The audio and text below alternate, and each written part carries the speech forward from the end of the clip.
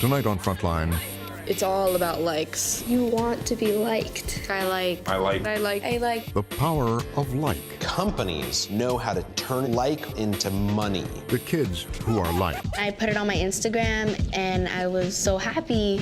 I started getting views, which I didn't think was gonna happen. This is my first bite. I'm gonna go right straight to taco. And the advertising machine spinning likes into gold. Your consumer is your marketer. This is the biggest transformation that we've had in our lifetime. If you don't have a zillion hits, then you generally wouldn't get noticed by a sponsor. Author Douglas Rushkoff examines the culture of like. 1 million people took an action to say, yes, I like that piece of content. That piece of content speaks to me. That's profound. The fame, They need to stop worrying about their followers and start worrying about the money. the fortune, They can reach their friends and their peer networks and be your own evangelist. They can sell your product for you. and what it all means for the way we interact with each other and all the people and things we like. Tonight on Frontline, Generation Like.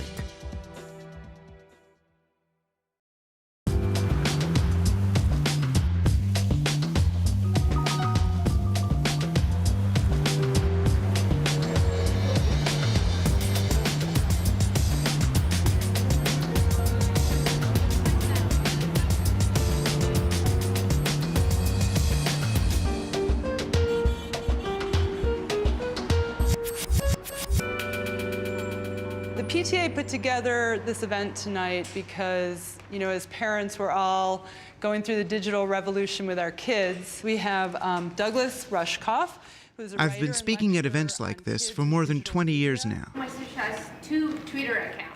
I've written books and taught classes about this stuff, so people turn to me for answers. What do you do in the case of extreme bullying? My son plays a game, it's called StarCraft. How much does that show up in track? I don't think it's going to affect the kid's job for the rest of their lives. But lately, I've been wondering, are we all asking the wrong questions when we focus on the technology itself rather than what's behind it? Kids are spending more and more of their time in digital spaces that they don't have even a basic understanding of what they are, where they tilted, what are they for.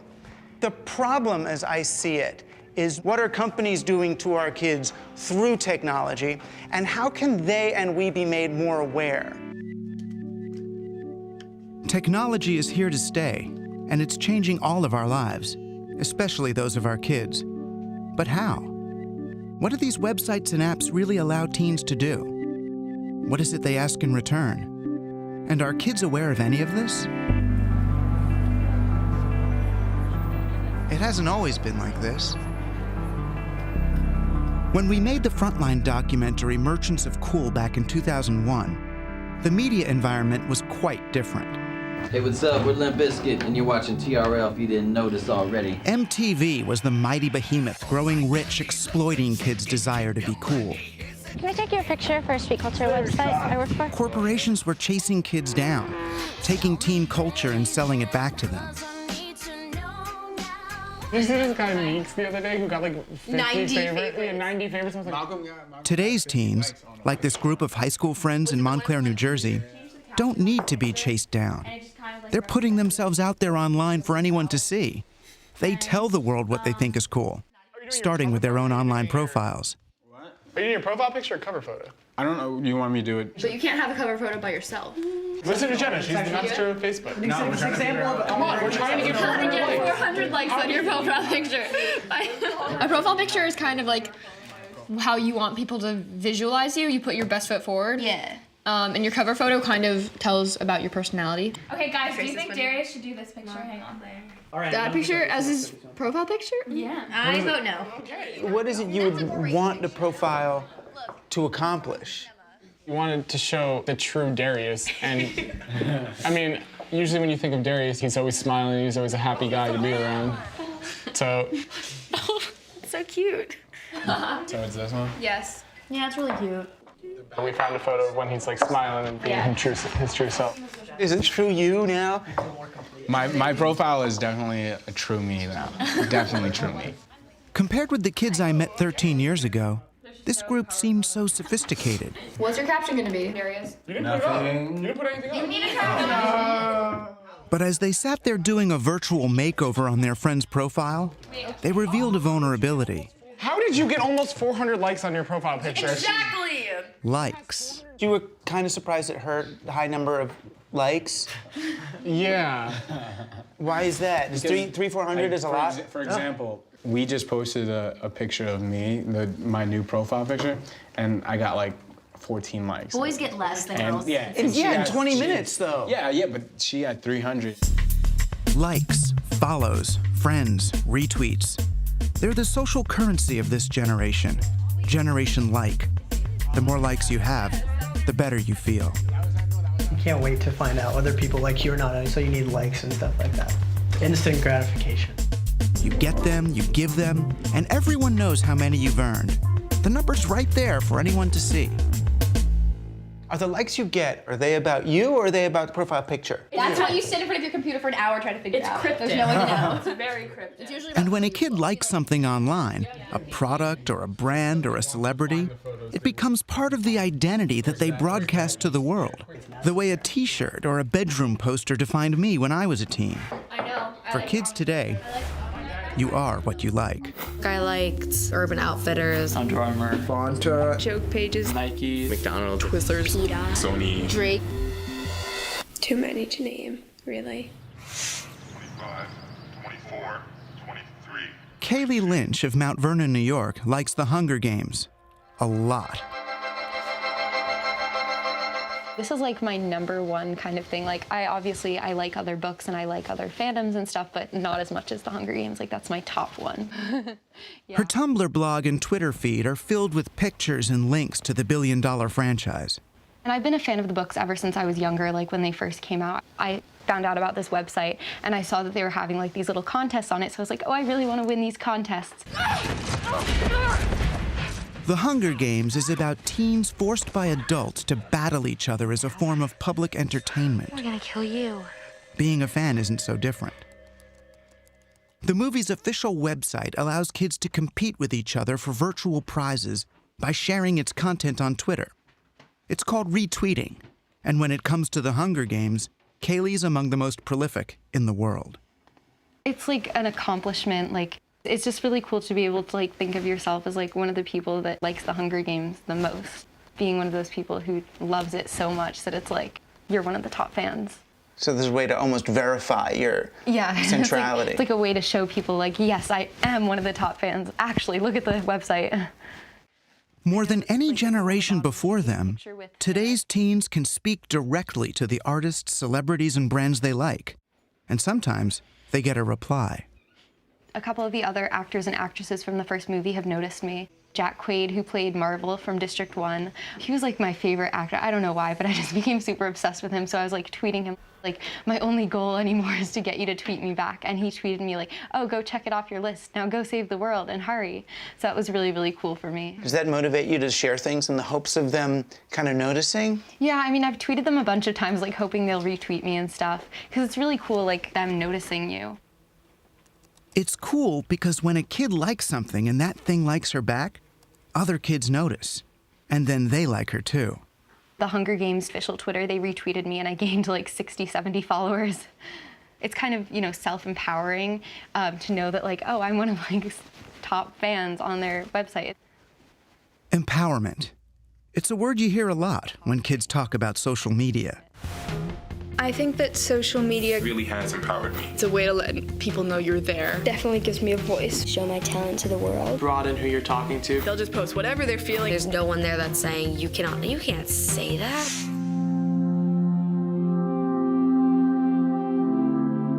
Once teens have created online identities, they have an array of tools through which to express themselves to anyone interested enough to listen. Hey everyone, it's Tyler. I'm a vlogger on YouTube. I got in trouble because I don't have a filter on my mouth. I talk about my life online. That's what I do. I went to an ugly sweater party, but I've been doing it since 2007. I had just gotten my first laptop and I discovered YouTube. I just wanted to do a really quick update while I'm at home doing my laundry. I had just gone off to college. I was 18. And my 3 best friends went to 3 different schools. And so I had like Facebook to keep in touch, but I also wanted to keep in touch in my own little way. I noticed one thing about my new haircut. It does this optical illusion called humongous forehead syndrome. And I remember one video had 100 views, and I was like, I do not have 100 friends. I wanted to say I'm so thankful for all the new subscribers. I mean, the numbers go up and up and up, and I just can't. I have made probably over 500 videos just talking about everything. How cute. Well, not everything. Just the things he likes. This one's got the untold story of One Direction. Girl, we are in for a treat. Like Kaylee and her Hunger Games, Tyler Oakley is obsessed with pop culture. He's Kaylee on steroids. I absolutely adore these two bow ties. And social media lets him share his obsessions with the world. Oh, hey, welcome to my room. If you were to like go hog wild about somebody or put like One Direction posters all over their wall, I have no excuse for this. People might like look at you weird, but on the internet, like people are like all about it. And guess what? Getting people to be all about something is big business.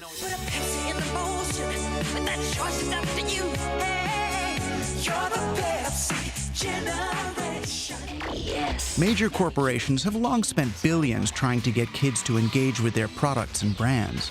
Introducing Oreo Big Stuff. Now that the way kids consume media has changed, the companies that want to reach them know they need to change too.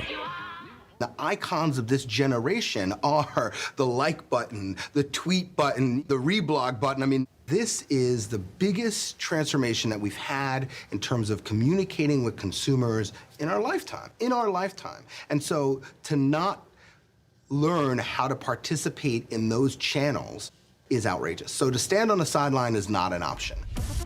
As a corporate marketing executive, Bonin Bao understands that when kids like something, it becomes part of who they are. And if kids want to express themselves by advertising his company's products, like Oreo cookies, he's happy to oblige. The strategy was to reimagine pop culture through the eyes of Oreo. We called it Daily Twist. Take the issue of same-sex marriage. If you're in favor of it and want the world to know, Oreo is there to help. Here, this platform gave something as simple as a cookie, which is, 2 chocolate and cream in the middle, the ability to have a perspective on culture that was so profound. Oreos are gay. That one post alone had 1 million likes. 1 million people took an action to say, yes, I associate with that. I like that piece of content. That piece of content speaks to me. That's profound. Those are big, big numbers. And those numbers are extremely valuable. There is right now a huge, huge commercial push or corporate push to collect as much data as possible. When you hit like, when you retweet, when you make any expression online, you're creating data. You're creating a demographic profile of yourself. Everybody go like my profile picture. Everybody go like Darius' picture. When Darius's friends like his profile picture, Facebook sees who he interacts with the most, information that would be valuable to advertisers. When Daisy likes dozens of brands on Facebook, those brands can learn more about a potential customer, and all her friends as well. When Kaylee and her friends retweet news about the Hunger Games, the movie studio is able to track the response in real time. When Tyler goes on YouTube in search of the things he likes, YouTube, which is owned by Google, can track his every move. This is where the currency of likes turns into actual currency. Companies know how to take that data and turn it into money. The people who are handing over the data because they're hitting I like this or I like that, or they're telling all of their friends, will you please come like me? They have no idea what the value of that is.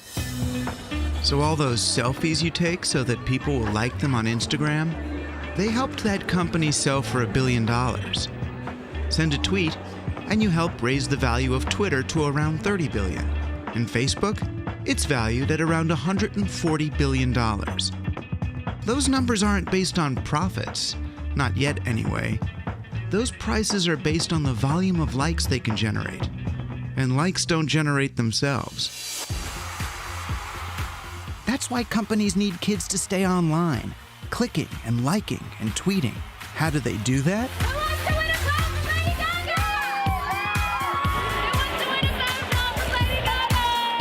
By giving kids a chance to be a part of the game. Fame by association. You may not be as famous as Taylor Swift, but your photo can be part of her promotion for Diet Coke, Ladies and gentlemen, show some love for Beyonce. Send Pepsi your selfie, and maybe it'll be included in this intro to Beyonce's Super Bowl halftime show. Reach out to any celebrity or brand on social media, and there's an implied promise they might reach back. And bam, there I am in the commercial. That's like literally a check off the bucket list. Tyler Oakley is proof that it works, at least for the skilled liker. Like, oh my gosh, I'm so excited for Lady Gaga tonight. His success in this game of likes is reflected in his numbers. Darren, Chris, stop it. After 7 years of talking about his obsessions, he's won over 3 million subscribers to the YouTube channel he created. I don't know how it happened. It just happened out of the blue, and it happened like without intent. And I think a lot of what I did was just talk about what I love, and people gravitated toward it. And it's opened up a lot of opportunities, and it opened up a lot of doors. I felt so VIP official with like my lanyard. He's covered MTV's Video Music Awards on Twitter. I am so excited. I wish you were all here with me. Is a frequent guest on a pop culture show on YouTube. When I like fangirl about things, I think people really relate to that. And when he went to see One Direction in concert last summer, Tyler Oakley, professional fan, had quite a few fans of his own.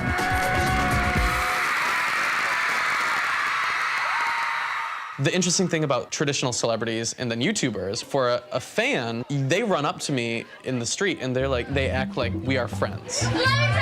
Part of the reason why a lot of people relate to me is that I am just one of them. Oh, hey girl, come on in. Welcome. But he's not really. Beyond his massive following on YouTube, he has over 800,000 followers on Facebook, 1.3 million on Instagram, approaching 2 million on Twitter.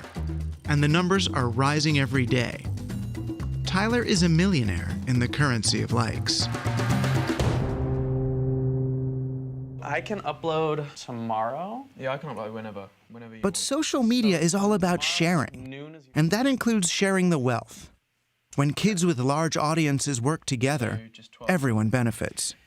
Well, hello everyone. My name is Tyler Oakley, and I am here with Ollie White. My favorite thing to do on my channel is collaborations. Christmas gives me anxiety. All of us YouTubers are realizing, okay, there's no point in not wanting to help all of us be successful and all of us rise together. I think you have the better onesie. Here's how it works. Tyler does a video with Ollie White, introducing his 3 million subscribers to Ollie, who has just 300,000. Hey guys, so today I am with Louise. Hello.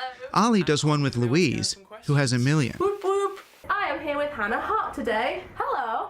Louise brings her audience to Hannah, who has 920,000. You met Shane Dawson, Jay? Hannah is very happy to work with Shane, a comedian and musician with an astounding 5.4 million fans. Cha-ching! And Shane shows up in a video with Liam Horn. You probably don't know Liam yet. He only has 45,000 subscribers, but that's going to change. Oh, yeah. Oh, yeah. Yeah. Just like that, girl. Hey, sexy lady. Yeah, Shane's got a message for you, so I'm gonna sing it for you. Liam isn't trying to be a YouTube personality, though. He's a relatively unknown musician hoping to make the big time. To do that, he's turned to a new kind of company called The Audience. Yeah, let's pull it up. Let's see the 10th, for instance. It's a talent agency, publisher, promoter, and network rolled into one. It's the brainchild of Oliver Luckett. Good to see you. What we do here at The Audience is we run a publishing network. What we do is we basically run the social media on behalf of entertainers and artists and musicians and actors, and we help them express themselves inside of this medium. How many days of shooting was it? It used to be that if a kid didn't have good connections, hard work and talent was the only path to fame. And even that was no guarantee. But today there's another route. Build and leverage a social network. The piece that you did with Shane Dawson, I mean, that's got 2 million views in 2 weeks. Yeah. And suddenly, and you read every comment on your YouTube, they say, you know, Shane brought me here, but now I love you. Yeah. And now I want you, you know, now I want to know more about you. It's crazy. Like what they're doing right now is kind of the job of what record company would do for me. Like they're building my fan base for me and helping me with media stuff. Sawyer Hartman showed up. Yeah. He was like really cool. Sawyer The came. big YouTube king? Yeah. Yeah, he's got like 500,000 followers, right? Yeah. Yeah, that's awesome. Ain't nobody nowhere fresher than my chair. Liam has genuine talent, but it's almost beside the point. To get ahead, he needs to attach himself to others who have mastered the game of likes. Kids like Acacia Brinley, who has over 1 million followers on Instagram. She's only in the video for a few seconds, but she's a critical part of the marketing plan.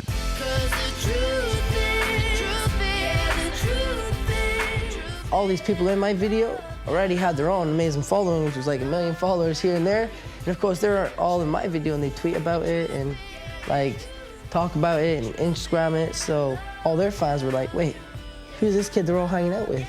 And they'd all come over. So it's basically just merging the fan bases all together, you know? From the outside, this does sound empowering.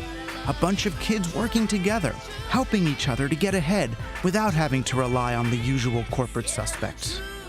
But look a little closer. Is this a music video or an ad for the Ford Fiesta? It's nice to see that at every step of the way, brands have been willing to step in and help pay for the videos. You know, his first video, we got support from Ford Motor Company. You know, in this last one, you had, what, Adidas gave you stuff, and Young and Reckless. Young and Reckless. So it's nice to see that your art is being funded, you know, as well. Oh, those are bad. Sick. It's a perfect mashup of culture and commerce. I love you, man. I love It's you. Christmas. Everybody seems to be getting what they want. Take Steven Fernandez, a 13-year-old skateboarder from Compton, California. Is that famous kid? Oh my God. Hey, Steven! Hey! What's up, dude? I like the whole question, are you famous? What's up, Steven? Keep everyone famous. I'm not No one famous. is. You It's not don't as if- know me, I'm not famous. It's not, is he on TV? Is he an actor? Is he a good skateboarder? It's famous. It's just that's that word. They need to stop worrying about their followers and start worrying about the money. Steven's been worrying about money all his life. His family has never had very much of it. This is my living room. This is where my dad sleeps. I lay down there sometimes. All right, let's go to my room. 2 years ago, he started putting videos of himself up on YouTube. I started in skateboarding. That's the #1 thing I love to do. First video I ever posted, I didn't think no one was gonna like it. Like, I mean, I just posted it, and it started getting views. I was hyped, I was happy. I didn't think it was gonna go that far. But it did. He got hundreds of views, then thousands. Soon, all those little likes turned into YouTube gold. Corporate sponsorship. How did like the first company find you? Primitive was the first company that sponsored me. I made a video, a skate edit. It's Andy, the dude from Primitive, saw it and he was like, yeah, let's get this dude in this company. Does it go right to cash sponsorship?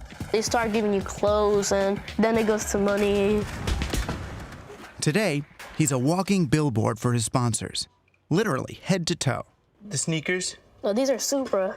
And the socks? So these are DGK socks. DGK board, Ace Trucks, Gold Wheels, Grizzly Grip. Oh yeah, and thanks to all my sponsors for helping me out. Appreciate it. I was like, man, if I keep doing this, I can actually support my family and like get them up the poverty and like in this little hood. YouTube cuts him in on the cash from ads placed on his videos. But up to now, his sponsors have been paying him largely in skate gear or branded merchandise. That's not enough to vault him out of Compton.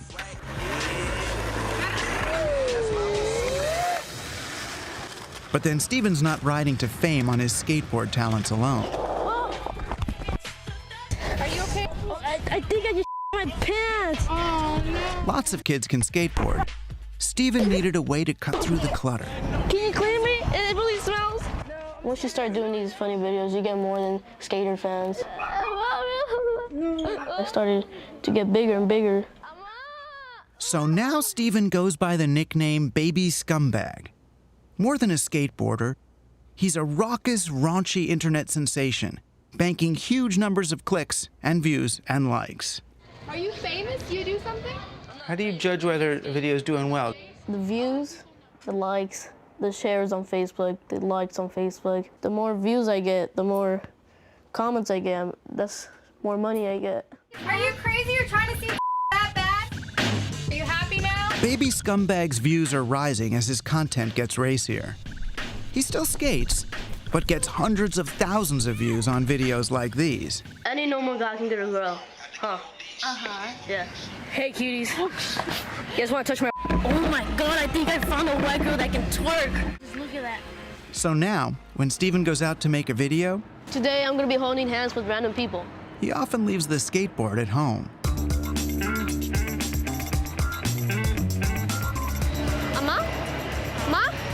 Amma! Young people want attention, they want validation. And that's actually not new. It's just that now the possible stage in which you can operate on is much bigger. At the same time, the ability to get attention in a place where there's tons of information, where there are tons of people competing for attention, is also harder. When your business depends on the number of clicks, the number of page views, the number of ad impressions, what you really need from people is their attention. I've seen your YouTube video. Because it's a way of actually capturing money as well. Because it's the car crash. It's heavy. It's very rare, bro. They watch these things because people wish they hanged out with models that I do in these videos, but it's all fun. Right here, Angel. As if to prove the point, Steven introduced us to a friend he said was the best skater at the park. Better than himself, Angel's got the moves, but most of his videos only have a few hundred views. You making YouTubes and stuff too? Yeah, whenever we go skate, we just film a little bit of stuff. You know, eventually it turns into enough footage to actually like get it on YouTube. How many views does your stuff get? The video with the most views, of course, is like it has Steven in it. So that one has like 38,000 views. If you don't have a zillion hits, then you generally wouldn't get noticed by a sponsor. Yeah, exactly. I mean, there are videos out there that got like upwards of 10,000 views, and those are the ones that people really look at. So unless like you're on one of those channels, then I feel like you're not going to get that much recognition. Is there stuff you can do to make something get seen more? Just doing crazy stuff like what Steven does, like how to get girls and all this stuff, because those get like hundreds of thousands of views. So yeah, there's that. Thus, a generation was empowered through interactive media. Why on earth would someone spend all those hours to make a YouTube video of them doing something absolutely stupid and insane? You're only going to get a check for $3 for doing it. But money isn't the only currency. Here's the condom. And when you can see that you have 5,000 followers on Twitter, or when someone recognizes you as that kid who did that stupid stunt on the mountain bike and broke your arm, suddenly your arm doesn't hurt because you know you're famous.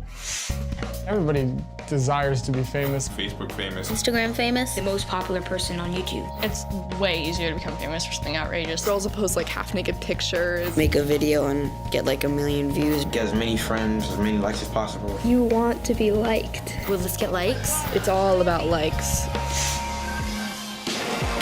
see how this works out. But how much fame is enough? Does the quest for likes ever end? What happens if you finally go all the way? Not some niche sensation on the internet, but a bona fide Hollywood star. Hello. The kind of heights reached by Ian Somerhalder. You're just so pretty. He has wealth and fame and immortality as the star of the smash hit series The Vampire Diaries. He also has Oliver Luckett, who handles his social media. Welcome to my world. How are you? It's Hello, amazing. bud. Have you been killing again? I don't think PBS would like the blood. It'll spice it up a little. Ian may be living every kid's dream, but he's still reducible to his numbers of likes. Though his numbers are a little different than yours. Right now you're at 6.3 million fans. You're now reaching 24 million unique people a month. We were looking at the live numbers of the show, and what you guys have created has a higher number value than actually the viewership of The Vampire Diaries in the United States. It's just crazy to me. Yes, for you. Thank you, buddy. Thank you. It's all you, dude. No. Oliver's just being modest. The content may be Ian's, but as he showed me, Oliver's company is running the show. It has a calendar of content that's coming out. You know, if we look, these are 2 objects that are coming out right now. It's been approved by the artist. And then when it goes out, you can track how well it did. Exactly. If I look at the Facebook post analysis, I can see pretty much in real time what those objects are doing. This picture, coming home from work, luckiest dude in the world, of him and his newborn puppies, reached 5.4 million unique people with 8.9 million views, right? With 377,000 stories generated about it. And so, you know, the list kind of keeps going on every time he talks. And sometimes twice a day, 3 times a day, he's reaching 3 to 6 million people. Now, if I'm a brand, right, then you want to be in this some business. Of this. Absolutely. How much does it cost me? It is going up. Literally, our business has done that in the last 5 months. I mean, show me what kinds of products or brands that Ian's followers like. So if I go in and start looking at this platform. And there they are, your likes. Dissected, analyzed, and in Oliver's hands, monetized. If you start looking at beauty and health, for instance, you know, it's Origins, right? That makes total sense. Origins. If you like Ian and you like a product or brand, Oliver knows. 6.7% of the Origins audience interacted with Ian Somerhalder's content. And those interactions can mean prized endorsements for Oliver's clients. So if you're connected to Ian and he likes the product, and then you like Ian and you like the product, then now you've got a double endorsement to your friends. It's an asset Ian can use however he wants, whether it's building up his nonprofit foundation or other, more profitable pursuits. I now understand that understanding how to quantify that value is huge. It is the coolest thing pretty much since sliced bread. Maybe it makes sense that Oliver's company is called The Audience, because in the end, that's what he's selling. And remember, the audience is you. So I get social media, and I use social media to promote my career so that I can get to the point where I have a social media network that I sell. That's exactly right. You are your own media company, 100%. That's every single person's goal in this, the smart ones. It's all very transparent. It's all very obvious, you know. Obvious and transparent, or simply invisible? Want to see how it actually works?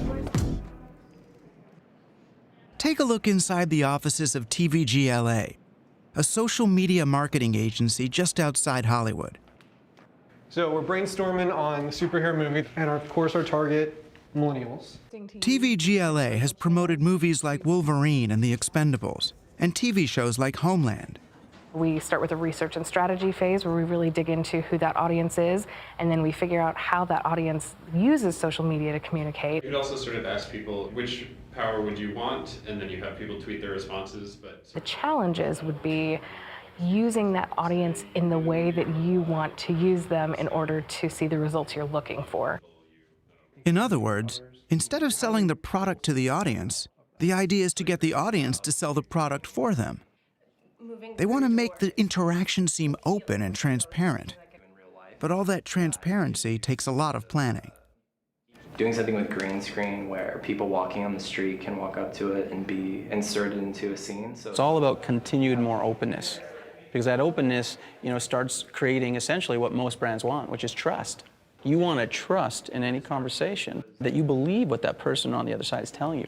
And it's no different between a brand and your best friend. What if even then you insert yourself into a news report, you can share that video with your friends? You've got the line in and you're reeling in the fish, so it's not like you can't jerk it too fast. You can't give it too much slack. You got to feel constant tension. A hashtag that's revealed at the end of the credits that pulls everyone back to pulling out their phone and tweeting something. Yeah. Then you start really deploying heavily your engagement strategies, creating memes, letting the audience caption those memes, getting them to enter into a sweepstakes or a contest, asking them to share your content. Like this post for X or share it for Y. It's all about trying to figure out this pipeline of connected pieces that are going to continue that audience to be essentially your best marketer, because that's the hope. The 75th Hunger Games! Just take a look at two of the biggest movies aimed at teens, The Hunger Games and its sequel, Catching Fire. Catching Fire is coming out. I've seen the ad online. Commercials on YouTube. A lot of my friends would post pictures. Are tweeting a lot about it, like new movie posters and like the outfits. Like this page about the Hunger Games movie. It's exciting. It lures you in. Yeah, I am excited about it coming out. What's designed to look like a grassroots wave of excitement is actually a meticulously planned marketing strategy. It may be catching fire, but it was doused with gasoline beforehand. Absolutely nothing is left to chance. I mean, with the Hunger Games, I had a sort of rare chance to look at what their strategy was of like day by day, hour by hour, what they're putting out in the world. You know, 12 noon Pacific, Yahoo page goes live, 3 p.m. Tumblr photo of this person gets released, 6 p.m. this. The goal is to create a controlled brush fire online. And so the fans at a certain point are convincing each other, oh wow, look, that's really cool, did you see that? So Kaylee, sitting in her bedroom trying to win sparks and badges by liking the Hunger Games, isn't just being marketed to. She's actually part of the marketing campaign itself. You get like 10 sparks or 15 sparks for sharing something or making something on Tumblr or whatever, or Twitter, Facebook. So that's basically what they use to like show how many, how much stuff you shared. This is basically how I find out like news about the Hunger Games and Catching Fire. Like casting information, like who's on what magazine cover, like stuff like that. All of those little tidbits can serve as fuel for this online fire they're trying to create. And that is how they both keep interest up, they keep the flames burning, and they prep the next one. I find out about it, I tweet about it then, and like more people see it, and basically it's just like one person finds out, it goes to like 2 more people, and then it just kind of like multiplies, catches fire. Every bit of it is being manipulated from the beginning of the campaign to the end, a year out. Your 16-year-old is right now starting to have an interest in movies that are a year away, and she's thinking it's organic. Meanwhile, there's a studio back there counting how many times did she click on it. We asked Lionsgate to talk to us about their marketing for Hunger Games 2, Catching Fire. But like many companies we approached, they declined. The studios worry that the minute that they show you that there's a man behind the curtain pulling all of these strings, that the audience will start tuning out. So they're sort of really working hard to pretend that it all happens by magic. It's Hollywood, it happens by magic, right? But to the studios, the real magic is that kids like Kaylee are happy to work for free promoting their films. It's a lot of work to like do all of this. It's like, it takes a lot of time to like retweet everything, to like everything. So I was liking and sharing all of these posts for like 4 to 5 hours. My hands were so tired after. It makes me feel like a worker, but it's all worth it in the end because I get more sparks.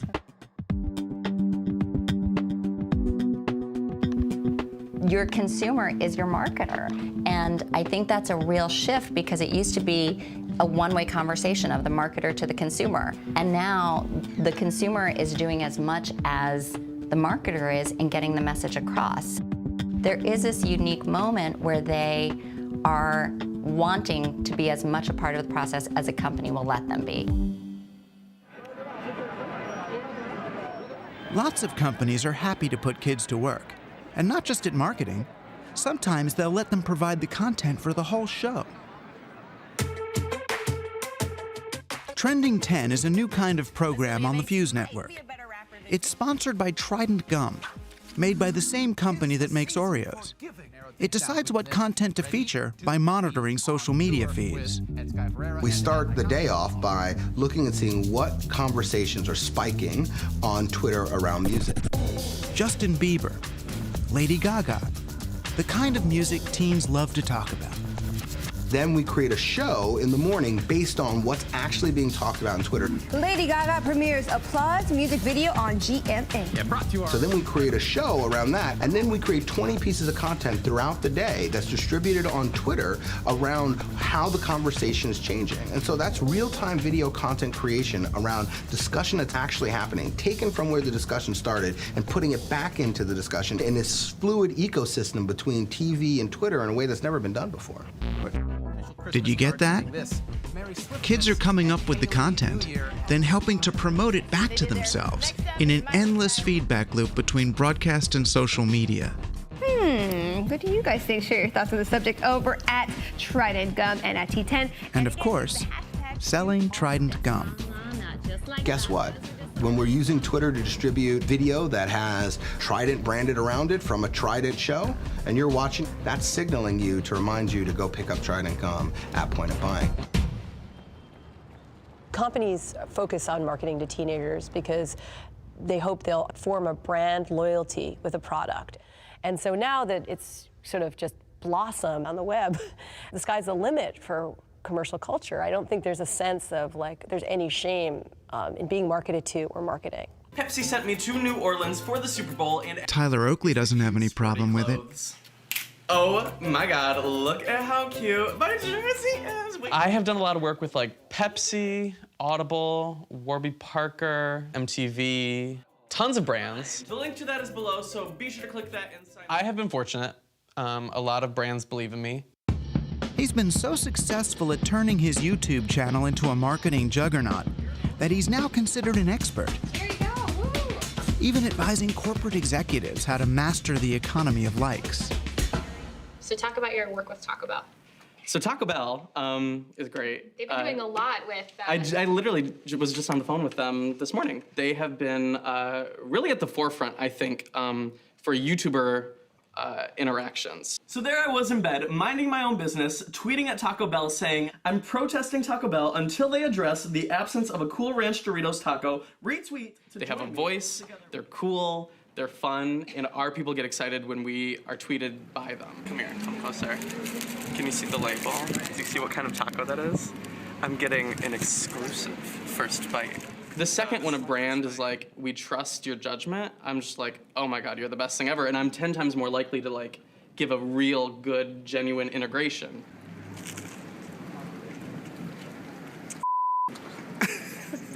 I do a lot of like brand integrations whenever it works, but I try to keep it minimal. Yeah, that's a Cool Ranch.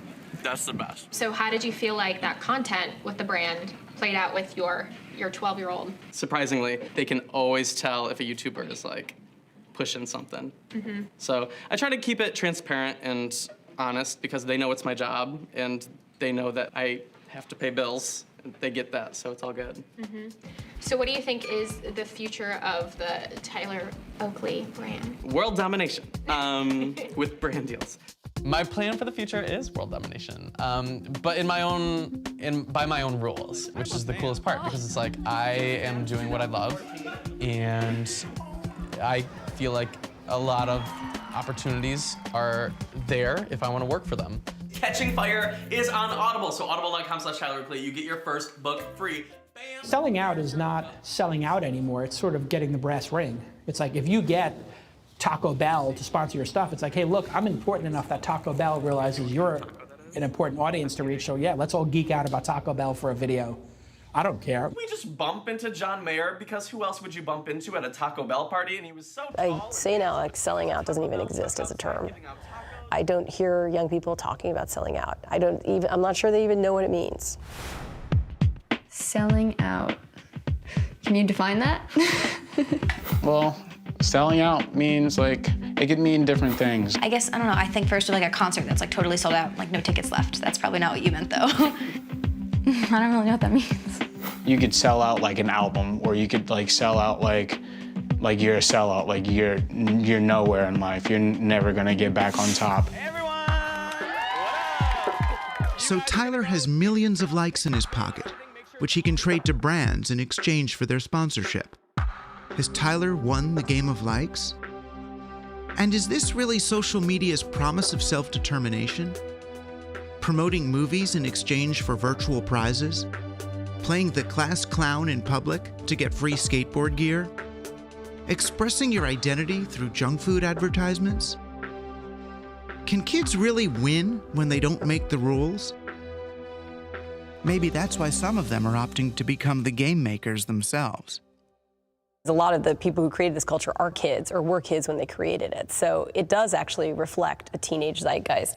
It's not the adult advertisers versus the, supplicant teens of yore. It's not like the teenagers are creating this architecture. They grow up and they become, super rich Silicon Valley types. And then there's this giant underclass of people forced to go like, and who are probably around their age, So who are these young power players of Generation Like? And what are they choosing to build? I'm immortalized as the 19-year-old founder, but I'm 22 now. When Brian Wong was still a teenager, he devoted his considerable talents not to chasing likes on social media, but to creating an advertising network called Keep. Keep is a rewards network, and it takes moments that already exist in apps and games. Moments in time that, again, are meaningful to you, and having brands there be there to make that moment even better. In this case, which is a fitness application, a user just completed a workout. App makers can use Keep's network to turn virtually every moment of your life into a branding opportunity. Level up in a game or accumulate likes on a social app, and seemingly out of nowhere comes a coupon for a free product. It says you just earned a Keep reward. The brand logo is right here. User clicks on that, and boom, they just got their reward. They're awesome. It's a seamless blend of marketing, media, and everyday life.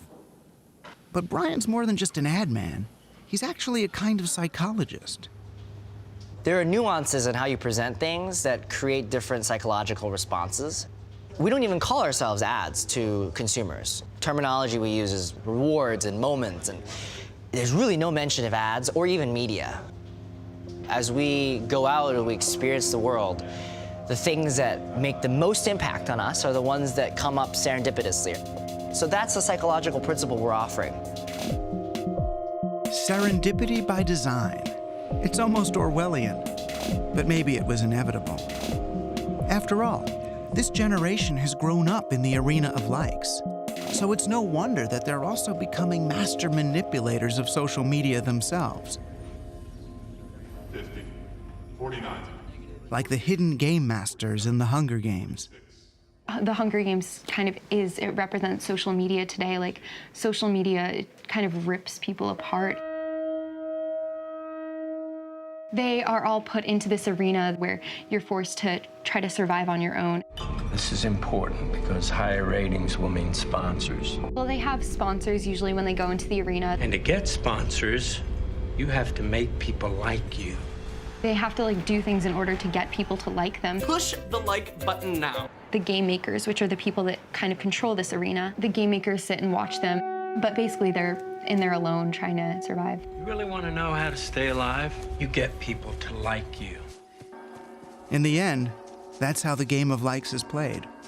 It feels empowering and it feels like a social community. But ultimately, kids are out there alone, trying to live and survive. Kids like Daniela Diaz, an 8th grader in Southern California, who has only just begun her journey into the arena. Gotta get in the zone. In my imagination, I see myself standing in front of a crowd, in front of thousands of people. I love to sing, and singing is my passion, and I breathe music. About a year ago, she started making videos at home, encouraged by her mother, Manuela. I mean, I don't want to brag, but I always thought she's had a pretty special voice. So I've kind of nurtured it. I was like, oh my God, I can't believe you're making me do this. And I said, do it, do it. Saying that, but it feels just a little bit bigger now. She just locked herself up in that room, I think it was a couple of hours, and she did the videos. My heart melts into the ground, found something. Then I put it on my Instagram, and people started to view it. And I was so happy. I started getting views, which I didn't think was gonna happen. So it kind of blew me away. More people than you knew in real life. Yeah. And then how does it feel when you see, oh my gosh, another 100 people have viewed this thing? It feels overwhelming. It's unbelievable. And then the videos changed from just music to Not just singing anymore. Dear Diary, Danny's do's and don'ts. Middle school melodrama. So I thought it'd be a cool idea to let people know that I want to interact with them. I'm gonna help you guys. I'm here for you. So just make sure, comment, and I'll get to you. I like interacting with my fans. It's funny to say it, though. Yeah, it tingles. Well, because it's new, but do you feel it's true, though? I mean... Well, I've had comments on there saying, wow, Daniela, you're my idol. I'm your biggest fan. That was the first time I was exposed to the word fan. So I guess I can say I have one fan. It used to be ordinary kids didn't have fans. Now everyone wants more. And the whole world can watch as the numbers rise or fall. Instagram is what she uses. And so I've noticed, because I'm also the one that takes the pictures on that, I said, wear this, and I will take the picture. I will tell you how many likes. You're gonna get over 150. And she does. I mean, I hate to say it, but if I have a full body picture, she will get tons of likes. And that's just the reality. I mean, people Listening to her, I realized how pervasive this value system of likes has become. You have the chance to get your name on this wall, this gorgeous wall. That's it, right there. The wall, the interactivity, the offer of fame by association. Kids take the very marketing techniques that have been used on them and use them on one another, all in pursuit of the same prize. All you have to do is subscribe and like all my videos. And It's the paradox of Generation Like.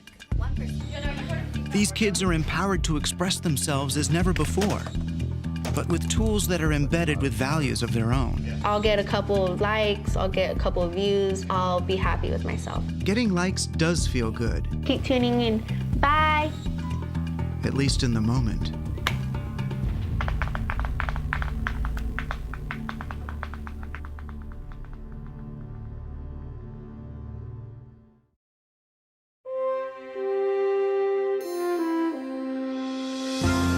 Frontline is made possible by contributions to your PBS station from viewers like you.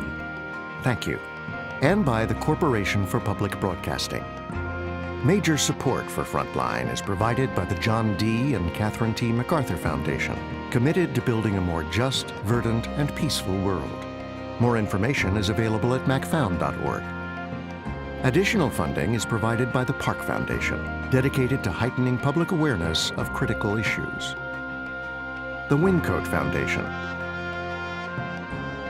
and by the Frontline Journalism Fund, with major support from John and Joanne Hagler, and a grant from Scott Nathan and Laura DeBonis.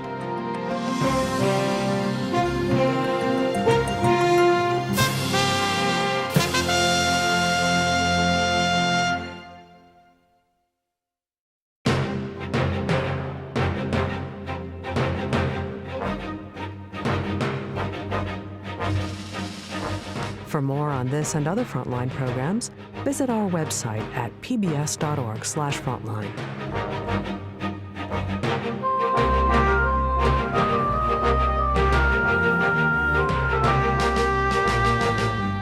Frontline's Generation Like is available on DVD. To order, visit shoppbs.org or call 1-800-PLAY-PBS. Frontline is also available for download on iTunes.